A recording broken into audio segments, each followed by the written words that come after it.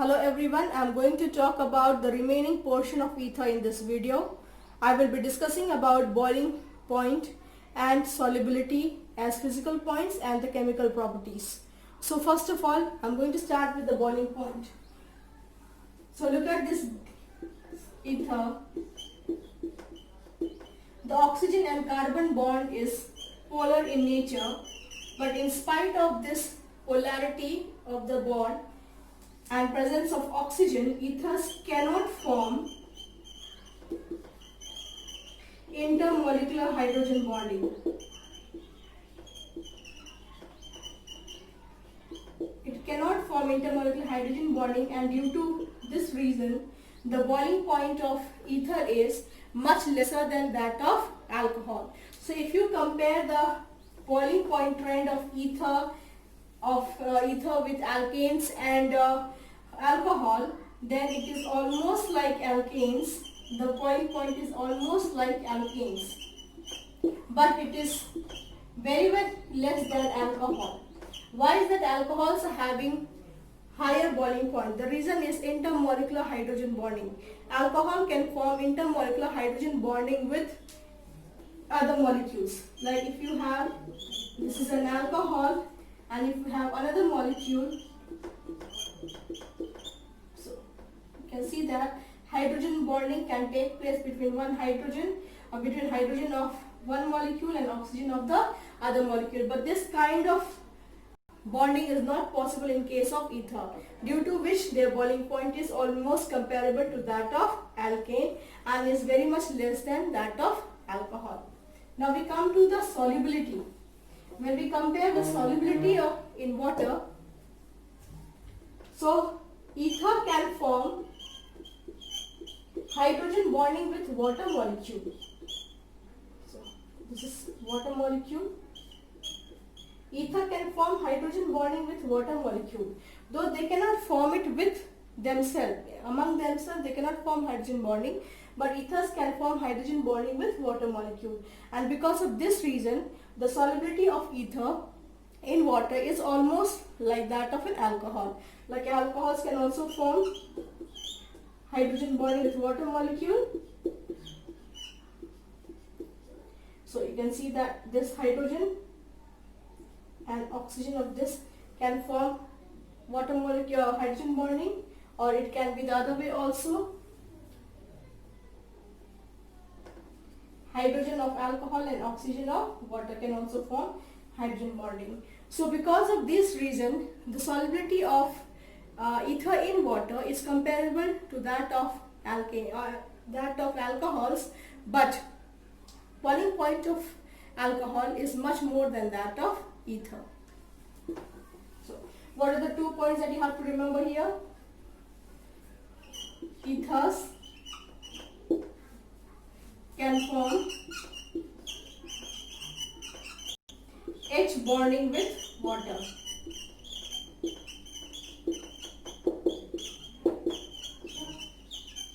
So this is the second point that you have to remember, and these are the 2 reasons that affect the boiling point and the solubility of ether. Now we will discuss about the chemical properties. Now we will discuss the chemical properties of ether. First is reaction with HX. Now ethers are very less reactive. They are the least reactive of all functional groups. So ether, when it reacts with excess of HX at higher temperature, then the reaction proceeds in 2 steps. First of all, formation of an alcohol and RH takes place in the first step. In the second step, the alcohol formed will further react with HX, and it will give another molecule of HX and water molecule. This is what happens. Now we will see the mechanism of the reaction. The mechanism of reaction, it proceeds in 3 steps. Mechanism. First is formation of protonated ether. So we will see how it happens. You know that HX. Now HX will ionize to give H plus and X minus. So H plus will be used to form protonated ether. So ROR, this is the ether that we have. It reacts with HX and it will form ROR, and this is the protonated ether. The two lone pairs on oxygen, and this is what happens. Now we'll see the second step.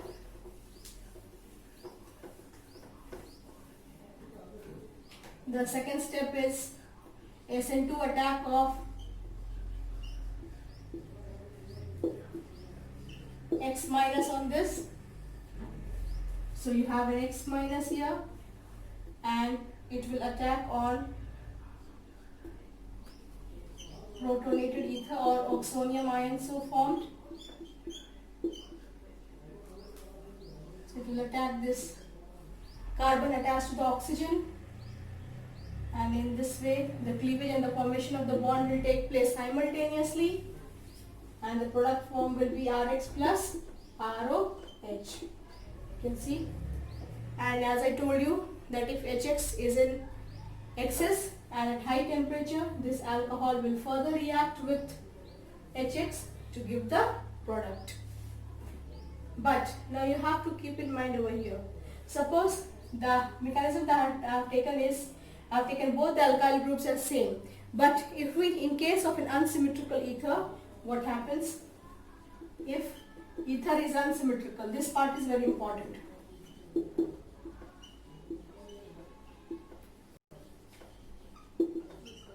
Okay. This part that I am going to discuss now is very important.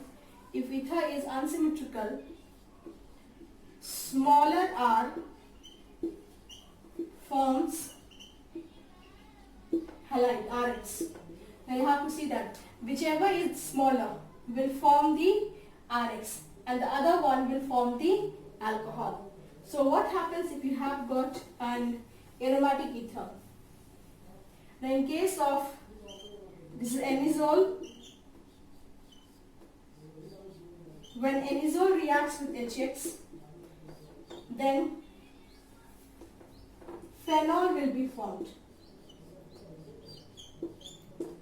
and CH3X.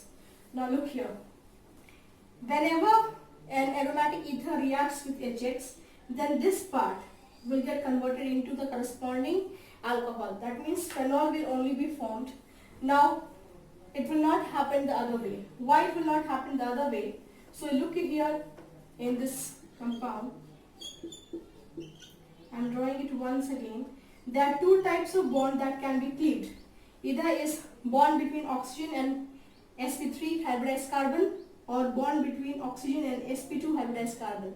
You know that the carbon of benzene ring is sp2 hybridized carbon, and because of its more electronegative nature, a bond between oxygen and this carbon is shorter and is more stronger. So cleavage of this bond is not easy. You have studied this in the first chapter of organic, that is haloalkanes and haloarine, that SN2 attack cannot take place over here, and this bond cannot be cleaved easily, can only be cleaved under drastic condition. So instead of the bond that is between oxygen and sp2 hybridized carbon, the cleavage of this bond always occurs, and whenever you have got an aromatic ether reacting with HX, it will always be a phenol will always be formed along with the other alkyl group, which will be converted into the halide, corresponding halide. So this part you have to keep in mind. Another thing is,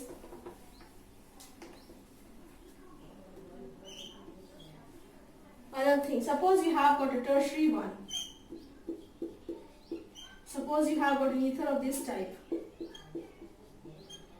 that one of the alkyl group is a tertiary one. Then what will happen? Then the mechanism will proceed in slightly different way. The first step will remain the same, that is formation of protonated ether will take place, but in the second step it will not follow SN2 mechanism, but it will follow SN1 mechanism, and instead of this a tertiary carbocation will be formed. So this is the product that will be formed. You form a tertiary carbocation will be formed, and CH3OH. And tertiary carbocation will again react with the halide ion, and in the next step it will follow SN1 mechanism, and you know that SN1 mechanism follows two step, it occurs in two step. So this will be the first step, and in the second step I'm writing over here. In the second step, this tertiary carbocation will react with halide ion and it will form a tertiary halide, tertiary alkyl halide. So this will be the product. So when both of them are primary, the smaller one will form RX, bigger one will form ROH. The bulkier one will form the alcohol. If it is an aromatic ether, then always a phenol will be formed and the other alkyl group will get converted into a halide, alkyl halide. But if you have got one of the alkyl group is tertiary, then instead of following SN2 mechanism, it will follow SN1 mechanism, and SN1 mechanism proceeds in two steps. In the first step, a tertiary carbocation will be formed, and in the second step, attack of halide ion will take place and the corresponding tertiary alkyl halide will be formed along with the alcohol. So this concept is very much important, and if you remember these two concepts, you will be able to write down the product of the reaction. Now we will see the electrophilic substitution reactions of ether. So electrophilic substitution reactions of ether are also easy.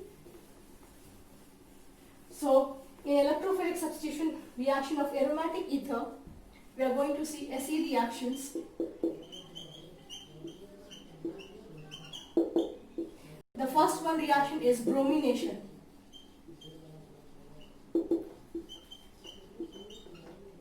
Now we'll talk for this is anisole.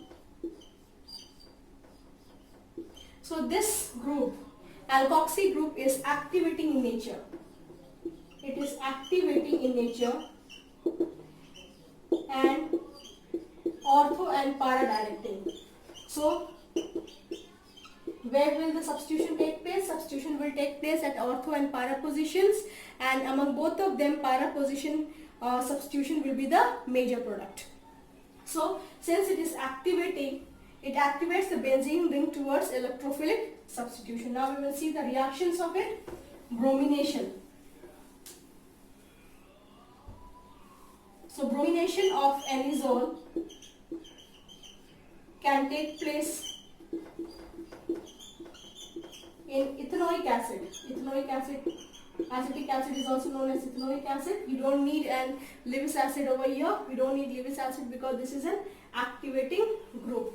So the substitution will take place at ortho and para position, and among them para position product will be the major product. Major and ortho substitution will be the minor product. Around 90% of para product is formed. This is the minor. This is what bromination of anisole is. Similarly, nitration can take place. Nitration also you have studied. For nitration, again we need a nitrating mixture.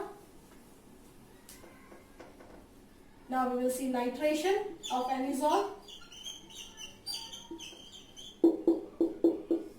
Now for nitration we need a nitrating mixture. Nitrating mixture is Conc HNO3 and Conc H2SO4 mixture.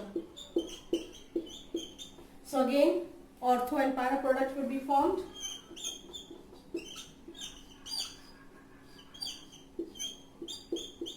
And para product will be the major one. Again you have this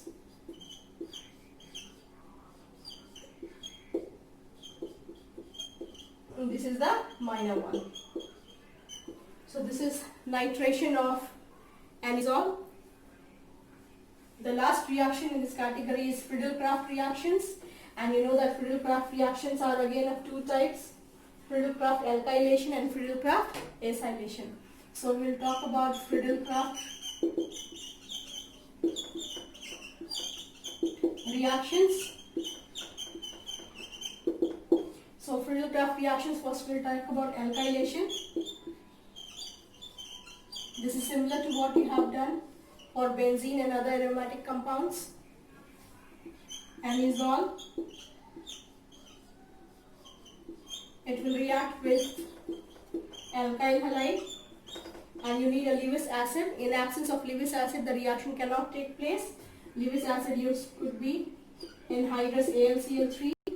The purpose of using Lewis acid is to generate the electrophile. Again, substitution will take place at para position. This will be the, hydrochloride on CH3. So this will be the major product, and the minor product will be at ortho position. This is the major product of Fiddlecraft alkylation. Now for acylation, the same kind of reaction it is. Acylation, you have got an acyl halide, CH3, COCl, and instead of here, what you get is, this is the major product.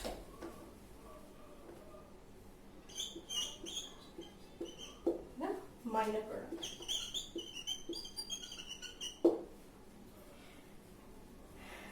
This is 4-methoxy acetophenone, 2-methoxy acetophenone, and 4-methoxy acetophenone will be the major product, whereas 2-methoxy acetophenone will be the minor product.